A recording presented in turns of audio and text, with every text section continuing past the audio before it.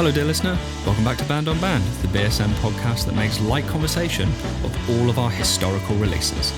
On this week's show, we've got Evan Weiss, also known under the musical project Into It Over It, and we sit down and have a talk about his favourite BSM band, Tangled Hair. So sit back, have a cuppa on us, put your feet up, stop worrying for a minute, and just enjoy the chat. All right, well, welcome back to another episode of Band on Band, and I'm joined with Evan from Into It Over It. How's it going? Hey. Yeah, right. That just sounds like my kitchen sink. I'm good, man. It's 10 a.m. It's very early in the morning, bright and early. Maybe too early to be talking about emo records from England in the early 2010s, but you know, niche subjects. At really. So we're going to talk about the fantastic band Tangled Hair, BSM core. When was the first time you discovered Tangled Hair? How did you feel? How did it make you feel? Okay, so the story about Tangled Hair, it goes beyond just Tangled Hair.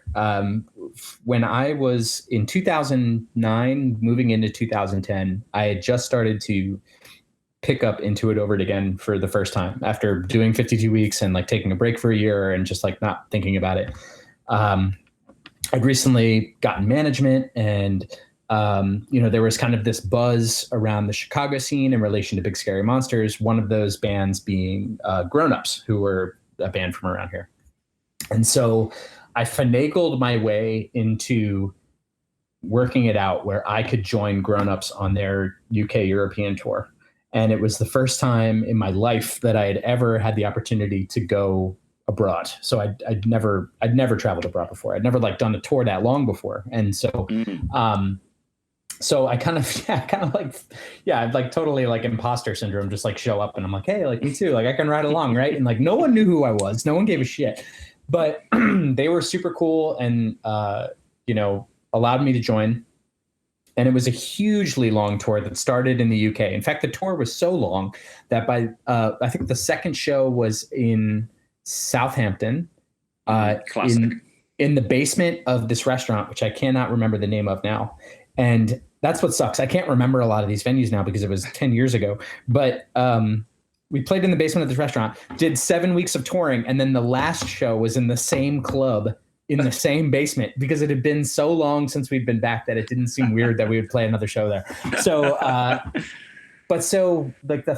we get this crash course because it was Kirk Harrington from On Dry Land, who managed a bunch of bands, who manages Tangled Hair and who manages, A Lot of Dispute, a few other bands. He was our driver. And this was the first tour he had ever driven for like not Blackfish and You and I, which were the two bands that he had driven before. So we're learning a shitload about the Big Scary Monsters roster. All of our shows are with bands from the roster because I think Kevin really wanted to show us a good time. It was the tour where we all met Kevin for the first time. It was before, we basically just learned everything we could about Big Scary Monsters. And there were a few bands that really, really stuck out. And one of them was the band Men, which later became Big Success. They really felt like if there was a British equivalent to Pet Sematary, I feel like it would have been Men. So like we really connected and they were just a band we like loved to watch.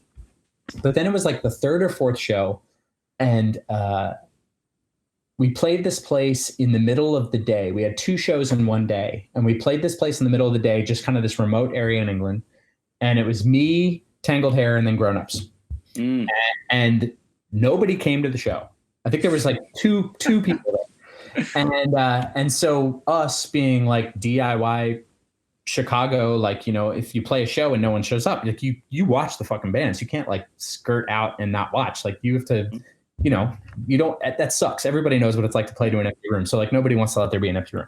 So it was basically Tangled Hair playing for me, Grown Ups, and Kirk. and they kick into their set and the first song they do is Just Like That. And the like six of us, except for Kirk already knew what was about to happen, but the rest of us was like, holy fuck, like what is this band? Like, I couldn't believe what we were watching, and just mesmerized. And Yeah. that became like that show. I think we played like one other show with Tangled Hair on that tour, and it was the BSM Fest that we did. And and I was just like, we couldn't stop talking about that band for the rest of the trip. Like we were just like, any opportunity we could get. So we were like pulling up videos in the van of like, trying to figure out what Trude is playing, and like just like, trying to remember this magic thing that we saw that like nobody else saw, because we were like, how is this not the biggest band in the world? But yeah, we couldn't believe it. They're just like, that was our first experience. And then to couple that with the fact that they were just like super great guys, and it was just like, we totally got along, and they were super funny. And so like that was the one band that really stuck with everyone when we came home, where we were still like singing like We Are, and then we got really into Color on that tour, because everyone was like, oh, like this is what the band they were in before. And so like that song where it's like We're All Over the Moon, that was like a thing we sang for like months. It's just like anytime we're around, like, we are all over the moon. But so yeah, that was our first experience with Tangled Hair, and I'm so glad it was a live one, because to me they really are a live band. And absolutely. But yeah, they're also just all offensively good at their instruments, stupidly good. Like you watch, like, especially like Alan's an unbelievable guitar player with a great voice, and and Trude is just like fucked up good at the drums. But like, especially if you hone in on Alex and Trude together, and like just them as a rhythm section, really allowing Alan to kind of just go off and do his own thing, because they're such a melodic and rhythmic and smart rhythm section. It really reminded me, and I hope that they would take this as a compliment, but it really reminded me of like seeing Karate. You remember the band Karate? Karate was they were a band from DC throughout like the early 2000s, late 90s through the early 2000s, and just this like Into It Over It used to equate certain bands to the sensation of watching falling water.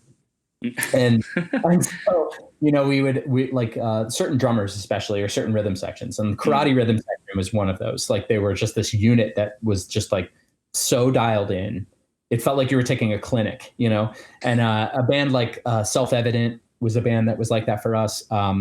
Medications and Mock Orange, like the rhythm sections of those bands, like we would just watch them, and it just felt like you were watching just a waterfall, everything was so seamless, and it just looked beautiful. Natural. It looked natural, like there's nothing, there's no disruption. It's just like absolutely like that is the way drum and bass are supposed to be. And so that was Tangled Hair for me. It felt like watching a waterfall. Hello, listener. Yeah, this is an advert. Sorry to interrupt you there, but we've got to try somehow. Anyway, we're not pushing Squarespace like real podcasts. We're going to push the new Into It Over album, Figure. It's dead good. Trust me, it's really good. And what more of an excuse do you need to go and buy it? Anyway, it's out September the 18th. You'll be pleased to know that you can pre-order it right now, or if you're coming from the future, then it's out already and you can buy it and tell me how good it is. It's great. Anyway, it's enough selling products. Let's go back to talking about Tangled Hair, and maybe subconsciously putting into your mind that you should buy these products. Maybe it's just a big marketing play. It felt like the pocket that the rhythm section was in was so deep that they could never get out, and that was absolutely fine, because they were in this pocket on their own, doing their own thing.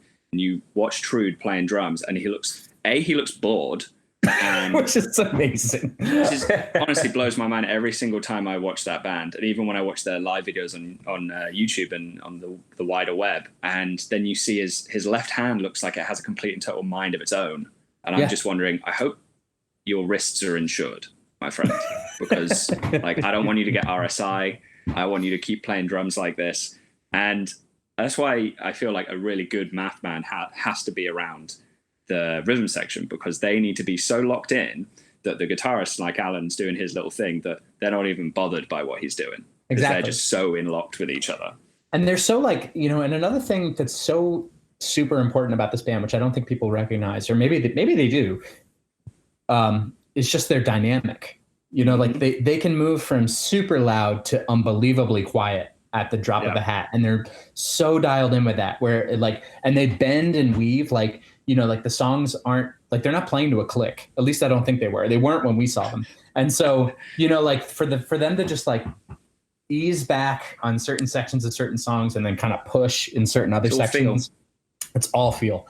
And and that to us was like, you know, I came home from that tour thinking about, because I hadn't had a band yet for Into It Over It. And that was a super huge, you know, like that was a Pinterest mood board thing of just like, you know, grabbing these elements of Tangled Hair and being like, that's something I'd want to apply to my own band, you know, like this feeling of just like ebb and flow and like playing ahead of the beat and then behind it. And it really helped kind of reshape what being in a band could be, you know, to all of us. I think it had a similar effect on grown-ups too at the time. Did you ever imagine yourself walking around your house just thinking, if only Tangled Hair were my backing band, or if only we could be a band together? Well, that was for years. I like kind of low key was trying to get Trude to play Into It Over It, and it's just it's not feasible. Like I could never afford him. He's too good. There's no like. But we talked about, you know, for a minute doing a record together where like he would just be the drummer on a record, and so for me that'd be like a dream come true. I mean, Trude, if you're listening to this, like, you know, that offer's still on the table. If you just want to write a record together that isn't even Into It Over, we can start our own band. And it'll probably be one take wonder from Trude. That's what I hope. When you were listening to them for the first time, was it around sort of the Apples EP or the? No, so we Kirk had the first record in the van when we did that tour, and he was so careful about it. He didn't show us those songs until after we played with them, and then we were like, you need to show us fucking record now. And so, you know, he showed us that. You. Yeah, right. And then I remember like when Apples came out, I got it like the day it came out. And so here's my copy of 2 EPs, which I actually got. I got this in Europe actually because the sticker has a Euro symbol on it. I'm trying to think what record store I would have got this in. But yeah, Apples, to me, they played songs from Apples at that first show, and it hadn't been recorded yet. So. Before I discovered them. Yeah. So like there were tunes that when Apples came out, I was like, I remember this. Like I remember, and that's like such a sign of a good band that you could like play a show. Someone could see your band once, and then 3 years later you'll put out an EP, and that person still remembers those riffs from those songs.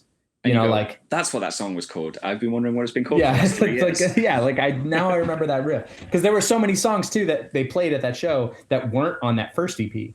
Yeah, and we were like, what the fuck was that song? You know, like Kirk, where's that song at? Like, I know you have like room recordings or something. You know, like, but yeah. So what would be your favorite record of theirs if you had to pick one? Oh, Apples for sure. Yeah. I mean, just I think nostalgia so. And everything from that. Yeah, I think it's. Yeah, I mean, I mean, also while we're here, I could show you. This is my copy of "We Do What We Can," which I bought this at Stiff Slack. I got this at Stiff Slack in Japan. Oh, cool. So like, I actually hadn't been to the UK since this had come out, and then saw this in Japan and was like, well, I have to fucking buy that right now. Yeah, right. But so. Yeah, that record specifically, it's just, the nostalgia, like thinking about those songs. I probably listened to that EP like 200 times in a row, you know, like it's just like, you know, it was all I could listen to for several months. And that became like the most influential to me as an artist. You know, I really just need to see them again. I need to see them play again. So does everyone, I think. I keep finding the Apple CD in my car. It kind of gets like wedged in between a bunch, and then when I re-find it, I find myself like going, "Why the fuck have I haven't listened to this more?" Yeah, it almost hurts me. But the interesting story when you pulled out the album there, there's like a funny story behind that. So we used to do a five-a-side football tournament in London, and BSM used to win quite a lot, but no one in BSM ever played for BSM. That was, I think, the secret there because we all suck at it.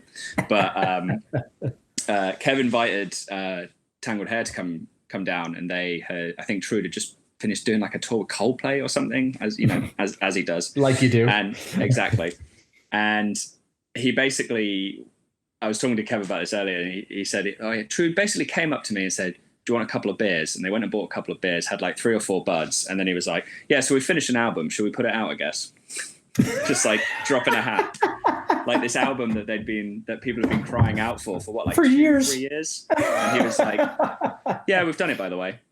And Kevin was like, "Well, yeah, obviously we're going to put it out." And he, for like the whole process of like the going through the runs of it, and when it came to announcing it, he was like, "I'm going to be the one to do all of this on social media, like in the specific math rock groups and everything." It's just like the only thing that he's posted on Facebook for maybe the last 3 years. I think it read was, "This is as much a surprise to me as it is to you, but here it finally is." And then just a link to the website. Yeah. That's awesome. Man, yeah, there's such a mysterious band, and I think that adds to their, like, if you really love that band, you know, their mystique and their kind of just like weird, like they do care but they don't kind of thing is like, that just adds to the like, what is this band? You know, like, what is the deal with this band? It's like, it's just lightning in a bottle. And like, how do you like, you know, if they did more and they tried to pursue it more, it may not be as cool. And that's such a delicate balance, you know? And so all good bands break up. So just do one album and break up and I'd be happy with you. Yeah, sure. Exactly. So when you saw them on that first European tour, that's the only time you saw them, or did you ever rekindle that love and see them again? I never saw them again. I saw them twice on that tour, I think. I believe it was twice, and we never saw them again. A decade ago. Yeah. Savage. 2010. I mean, I don't want to toot my own horn, but I went for a stretch of about 12 months of seeing them maybe like 5 or 6 times in a year. It was like Terra Melos, they played Arctangent with American Football, with Delta Sleep. They did a whole tour with Delta Sleep that looked like the messiest tour ever. Yeah, where it was just them having a right laugh with their mates, and you could tell it because they started as a performer. If you're doing a tour with your friends, you do silly shit. Always. You're trying things on stage because you're just messing around with your mates. And if it's a poorly attended show, it's even more funny. Yeah, you're getting wild. Yeah, and that I watched them like 4 times on a tour, and it was like 3 in a row, then a day off, and back where I live. And you could tell that they were getting more and more ridiculous as the days went on. Are they from the same place, Delta Sleep and Tangled Hair? No, Delta Sleep are from Brighton, and Tangled Hair are from London, Kingston, that whole scene. Right. But obviously, BSM know each other. Yeah. It's the best for that stuff. I mean, the Delta Sleep are great people too. They came through Chicago, and you know, I helped them get some gear for their tour, and you know, and I actually like wasn't able to help them sell their gear, which sucked because it's like, it's such a strange thing to like work with a band or try to help a band that's like just coming in, trying to get everything they can. You know, it's the same being American and coming to England, you know, like you like just need as much help and resources as you can get. And sometimes those aren't like totally as easy to pull off in the same way. And like, it seems like in the UK anyway, there's at least more resources in terms of like storing gear somewhere for a little while until you come back. And there would be America. I would love to have seen Tangled Hair let loose in America, because they played a show in Russia, completely different to the US in terms of touring. But like my mind was going to like them abroad and just wonder, because I've seen them in very precarious situations. I've seen True doing a handstand while trying to drink a beer at a festival. And I'm just wondering how that would relate in various other countries. It would be a hit in the States, let me tell you. That would be so sick. And a good question to sort of like end up on is, as an artist yourself, like how have you drawn influence from them? What has been the biggest inspiration that you've taken forward from either listening to them, knowing them, playing with them? A lot of dynamic, you know, like that was the big thing. You know, and also thinking about drums and rhythm a little bit differently. You know, like I too come from a background of like wanting to do like tricky drum stuff and like beat flips and like, you know, weird beats and stuff like that. But, you know, Trude had a touch that I hadn't seen like really applied to kind of, I wouldn't say emo, because I don't really think they're an emo band. You know, like no, they don't, they're not strike me. Yeah. You know, and it's like, they're just like jazzy and cool, you know, and like, but he has this touch, this like jazz touch that I hadn't really seen used in a band like this. And so that to me really stuck with me, which is just like, oh, you can take elements from totally alternate genres and apply them here. And if you work hard enough, it was almost like a work ethic thing too, because you can tell that they're like disciplined musicians. And that is something that really stuck with me also. It's like, oh, like it's not uncool to practice your fucking instrument and get really good at it and try to push yourself into places that you like aren't comfortable, or like, like it's okay to like be dorky about it, and that's, and so, because at the time I wasn't dorky about it. It was like, I write songs, and they were like, whatever, fucking stuff, I just didn't give a shit. And so like, when I was getting better, and I was always a guitar player and a bass player, but like there was discipline to that I thought was really inspiring. And so I came home from that tour and was like, okay, I want to become a better guitar player. I want to become a better musician. I want to work with people I want to work with musicians who aren't just like satisfied with like well enough. Like I want them to be like excited about getting stumped and seeing if they can break through that next wall. And so everyone that I've played with since seeing them has been a musician that wants that challenge, and like feeds off of that challenge. And especially now, like Adam is totally one of those people where we can push each other even farther every single time we're working together, and he'll have ideas about what I'm playing and I'll have ideas about what he's playing. And we just watch each other like kind of, our brains get bent just a little bit and, have to come out on the other side a better player, and COVID has been kind of shitty that way because we haven't been able to like get together as often and really have those moments. But, I'm excited. We begin rehearsing again next week as like things begin to ease in Chicago a little bit. And like, we're still being really safe and precautionary, but like, we're starting to feel comfortable about getting into a room again together. And so, I'm excited to see us, how we can, as a band, learn these new songs, and then, and how we can push ourselves even further moving into the next one, which, we've already started demoing the next one. So love to hear it. Yeah. But they were one of those bands, there's been a few, but Tangled Hair was the one that was like maybe one of the first in terms of like inspiring Into It Over It. And so basically practice makes perfect, and that's totally fine. Yeah. Discipline is cool. Yeah. Nice. Let's leave it there. And that is all we wrote. Well, actually it wasn't. Evan and I ended up speaking for probably almost 2 hours about Tangled Hair, math rock, why ATG is great, a bunch of emo stuff. Band on Band was hosted by me, Connor P. Laws, and edited by my good friend and mustache aficionado, Oscar Lillian. Remember, always make sure your friends are doing safe, give them a call, wear a mask, wash your hands, call your mother, for God's sake, give her a call. And keep on keeping on. Until next time.